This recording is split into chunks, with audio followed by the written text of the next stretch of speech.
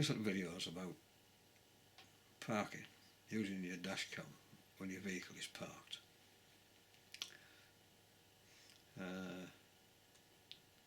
And not all dash cams, especially the cheaper ones, have a parking mode. Now, parking mode is a motion activation mode. The camera detects any movement, switches on, and it records the movement in its field of vision. But there are some problems associated with this.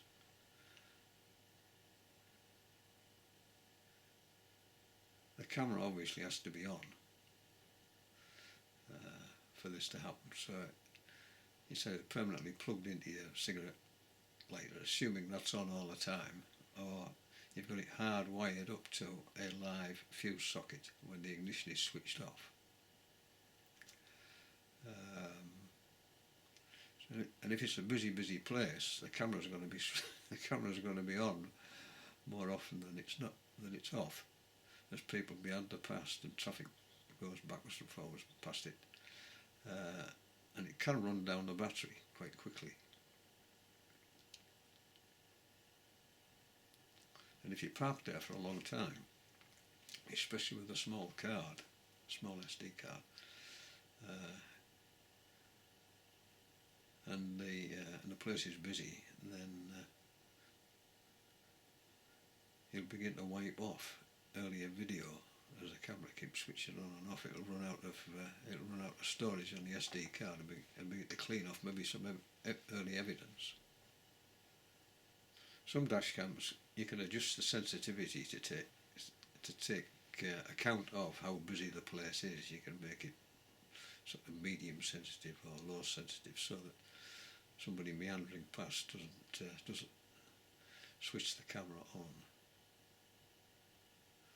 But the BC Master DC10, which is this camera I've just bought, it doesn't have that. It's either on or it's off.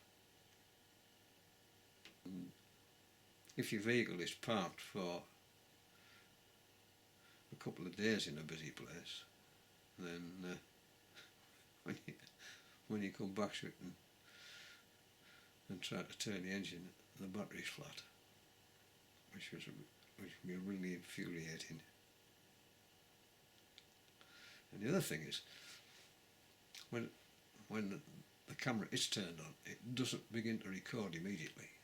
It takes a few seconds before it starts recording, by which time the culprit's probably disappeared from the field of view and done a runner.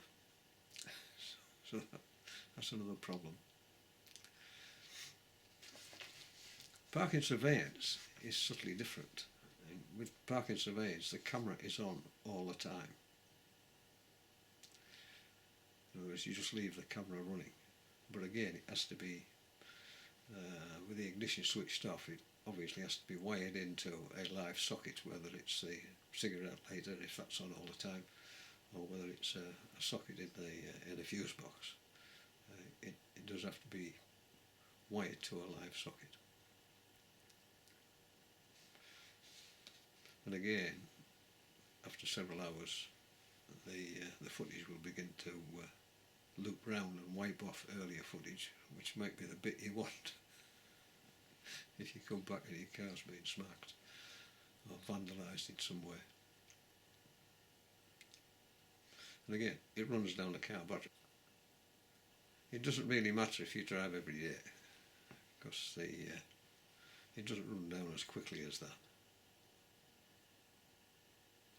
But if you're parked up for a couple of days in cold weather, then with a sort of dodgy battery, when you come to start the engine, you might just get that and nothing else.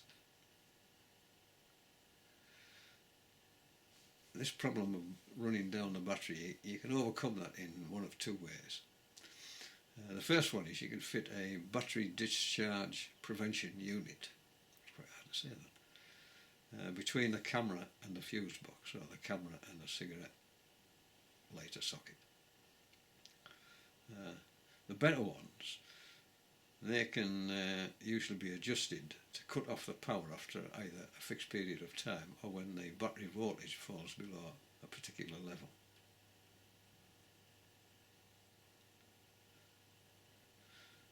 A good battery, a healthy battery, fully charged, registers about 12.6 volts. So you can set this discharge prevention device at 12 volts. So when the voltage drops to 12 volts, it switches off the camera. Now some of these devices are preset below 12 volts, some as low as 11.4 volts, which means you don't switch the camera off until the battery's absolutely flat, which is useless. The other way of doing it is by using a battery pack. In other words, don't use the car battery, you buy a battery pack, and they'll power a dash cam for several hours, and they also charge up very, very quickly once you start the car. The only problem with them is that they come at a hefty price. They are expensive. So if you're worried about the security of your car when it's parked, the other thing you can use is this time-lapse record. It's a sort of bit of a compromise, really. The dashcam doesn't record continuously, and it's also not switched on and off by motion, as in the parking mode. In this time-lapse record, as in all time-lapse recording, it takes little snatches of video and then switches off, and then later on it takes another little snatch of video and switches off, and so on.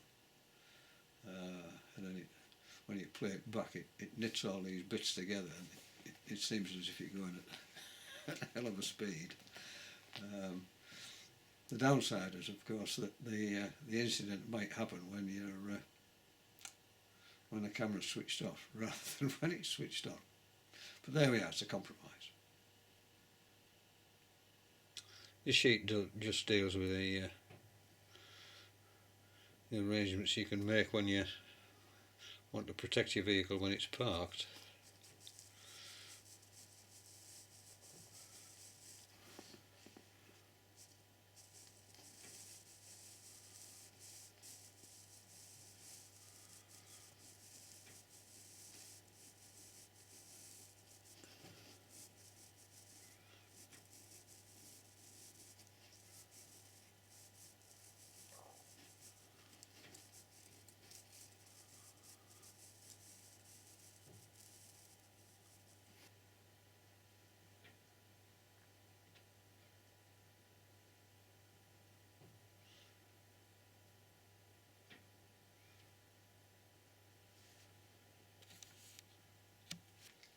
So it's about wiring your dash cam. Do you just use a cigarette lighter socket, or do you get it permanently wired into your fuse box? If you only want to use the dash cam when you're driving, then just have it hardwired to a fuse socket which is only live when the ignition's on. So when you switch the ignition on to start the car, the camera starts, and when you switch the ignition off, the camera stops. Foolproof, really. On the internet, they make it look easy to hardwire a car. But if you had a problem, or you haven't a clue about car electrics, or your fuse box is in a really awkward place, then it would probably pay to have it hardwired by a competent person. The last thing you want to be seeing when you're driving along is smoke coming from somewhere. If you want to use parking mode, or parking surveillance, or time-lapse record security, then obviously you're going to need the hardwire to be connected to a live socket all the time. So when you switch the ignition off, the camera doesn't go off. And again, it's better if a competent person does this. If you do decide to have it hardwired to a live socket, a socket that's permanently live, then it would pay to have an on-off switch somewhere between the fuse box and the camera, so that you can in fact switch the current off to the camera when you don't need parking mode or parking surveillance. And obviously that saves on your car battery. So lots to think about with this dashcam business.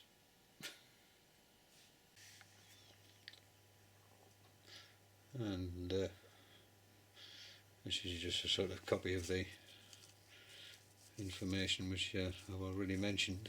Again, read it as and when you wish.